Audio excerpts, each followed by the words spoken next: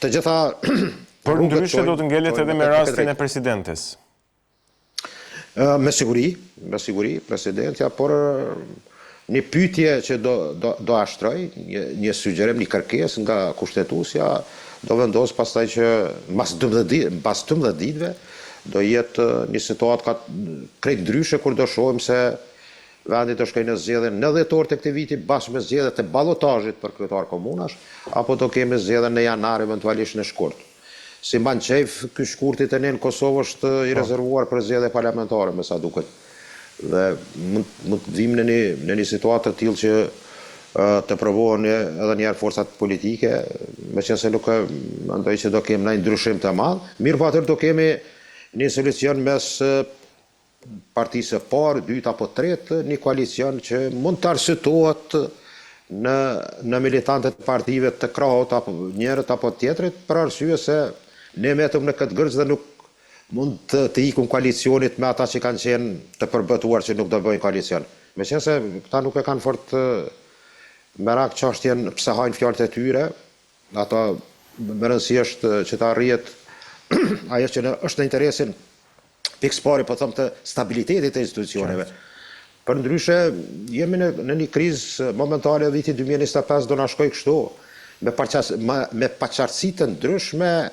konstitucionale dhe ndonjëherë mund të them jashtëzakonisht monetare. Qartë, mirë, duhet kaloj tani tek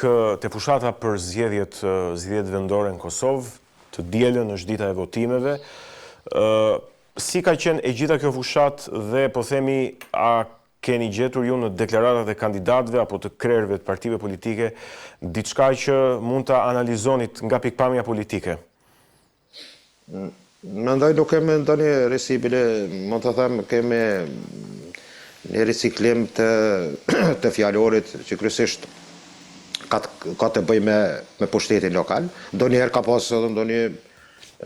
mund të them kështu goditje për palën kundërshtar apo rivalt në këtë garë. Nuk le të veçohet, mund të them ai fjalori i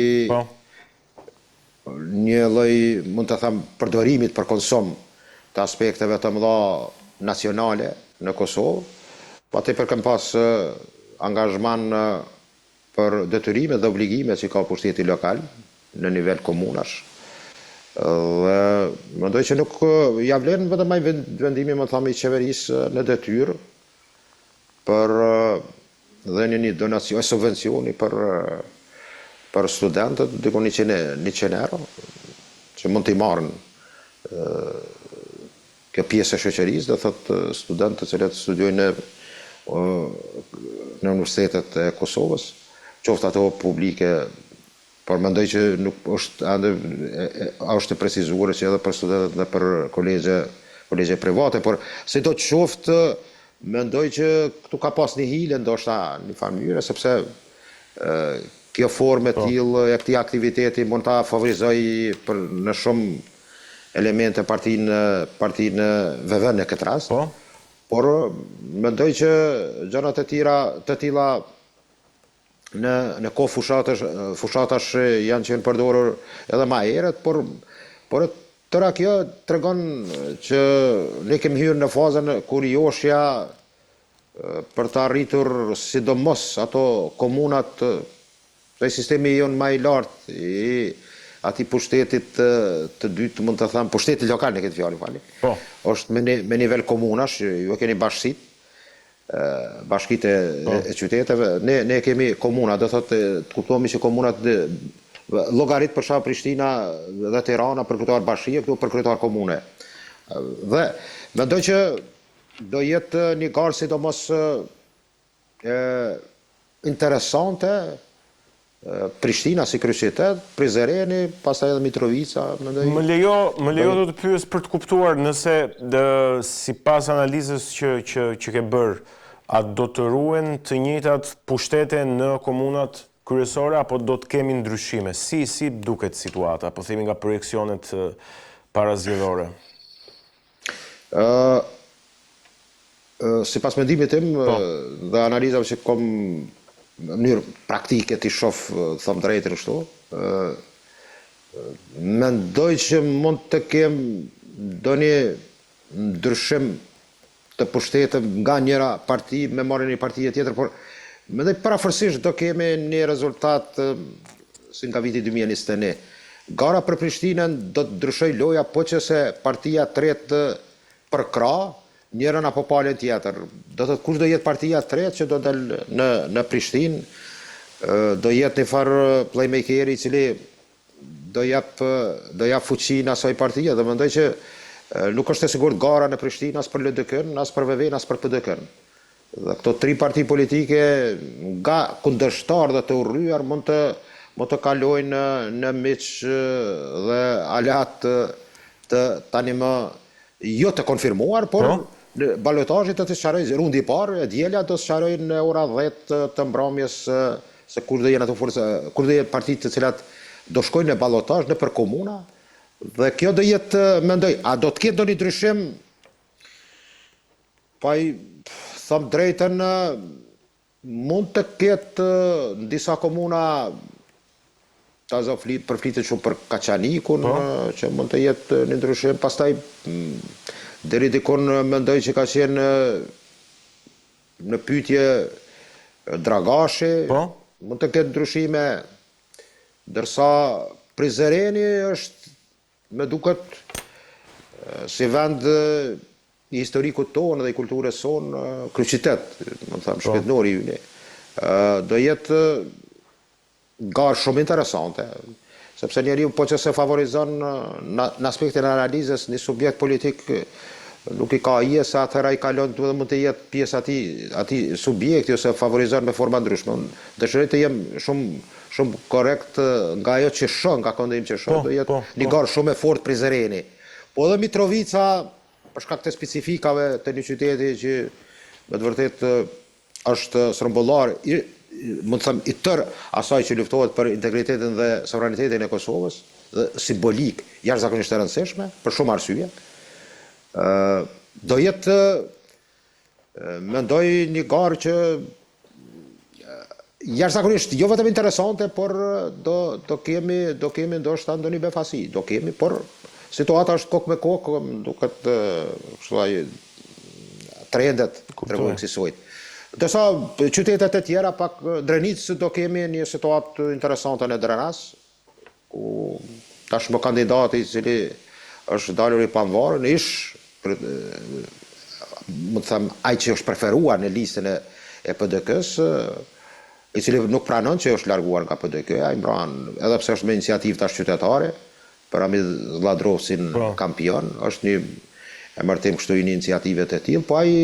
më duket që do jetë kokëdhëmbja më e madhe për Partinë Demokratike të Kosovës, dhe do shkaktoj probleme. Fitoria e Lladrovsit në Drenas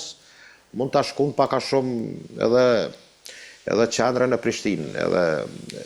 mund të them atë gardën politike që udhëheqet me PDK-n. Por sidoqoftë ta përfundoj me një fjali, do jetë një garë që do t'rregojë edhe fuqinë e secilit subjekt politik në qendër. Jo, për ta kuptuar, kur ti thua që do të ketë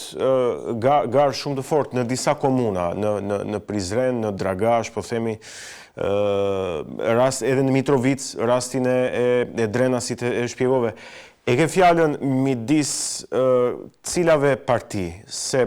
unë nuk jam aq të brendësi, po them, të situatës. Midis vetëvendosjes PDK-s, LDK-s, vetëvendosjes LDK-s, pra midis cilave parti, po themi, që do të ketë në disa komuna garë më të fortë. Mendova se ndonjëherë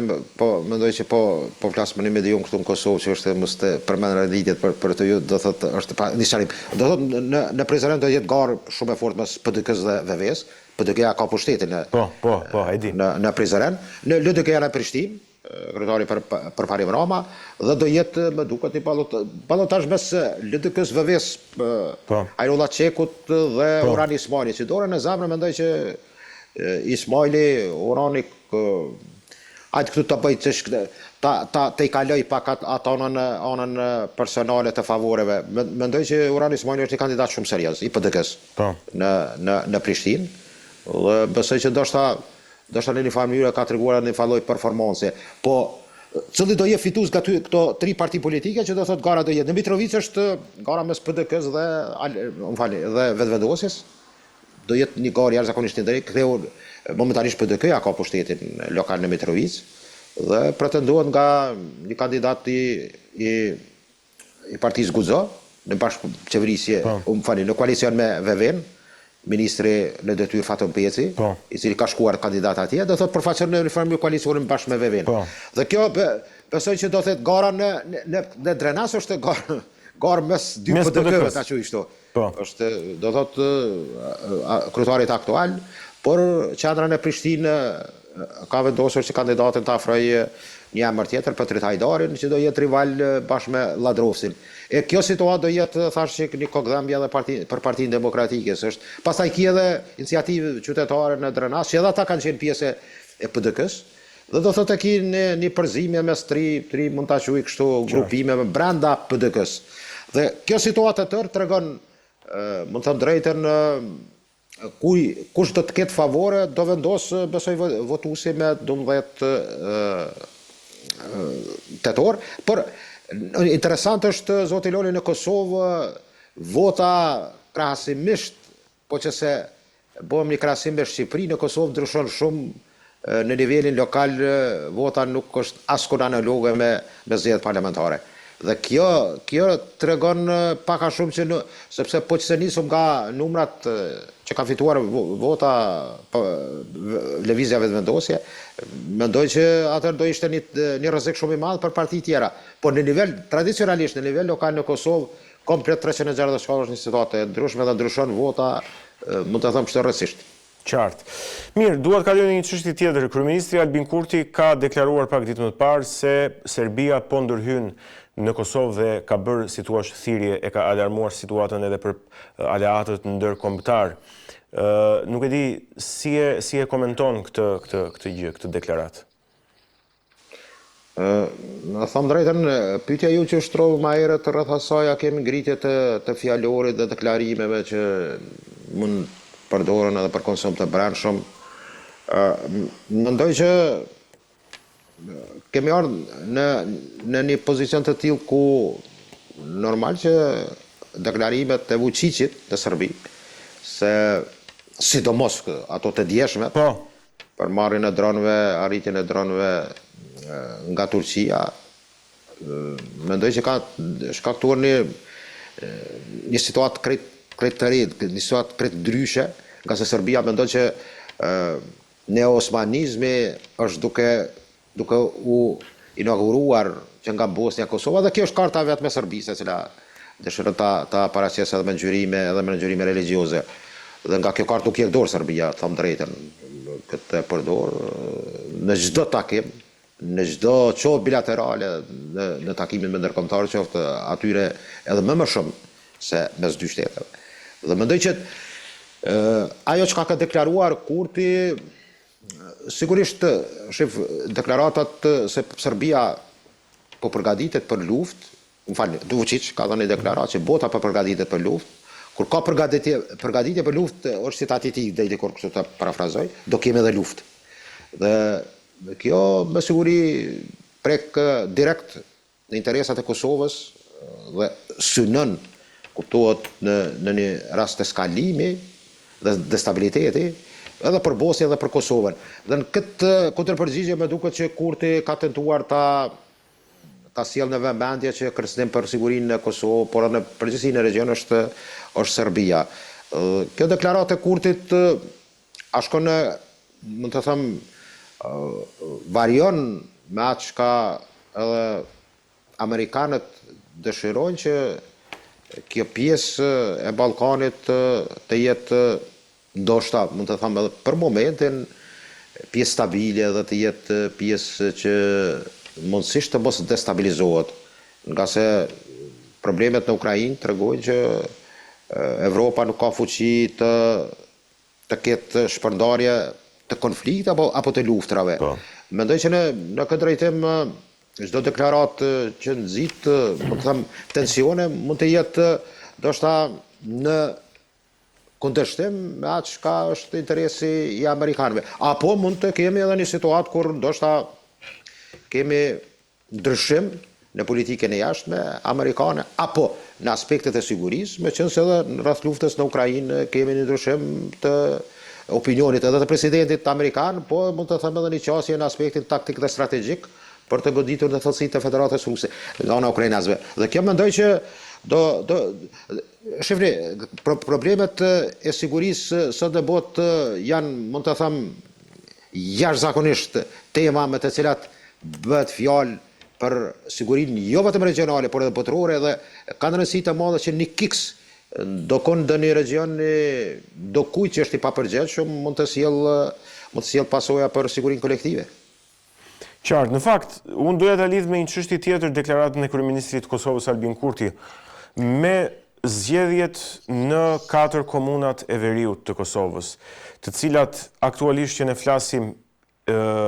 nëse unë zgaboj, i ka lëvizja vetëvendosje, por që po themi me shumë gjasa,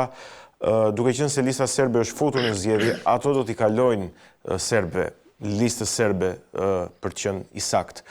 A konsiderohet kjo një lëshim ose një koncesion që politika e Kosovës po i bën, po themi, listës serbe, megjithse është brenda të gjitha rregullave të lojës kushtetuese, sepse janë zgjedhje fundja dhe ato janë forcë politike, pavarësisht nga perceptimi që ka për ata, për listën serbe. Dhe veçanërisht, a mund konsiderohet ky edhe një dështim, po themi, i kryeministrit Kurti, pavarësisht se jo për fajt e tij edhe një rikthim i kontrollit, sepse kryeministri Kurti e ka kalbeteje këtë marrjen e kontrollit të veriut. Në këtë kontekst po e bëj pyetjen. Dëshirohet ndoshta edhe pyetja paraprake në këtë kuptim, por dëshirova të flas atë aspektin e çka do thotë sot niveli i sigurisë dhe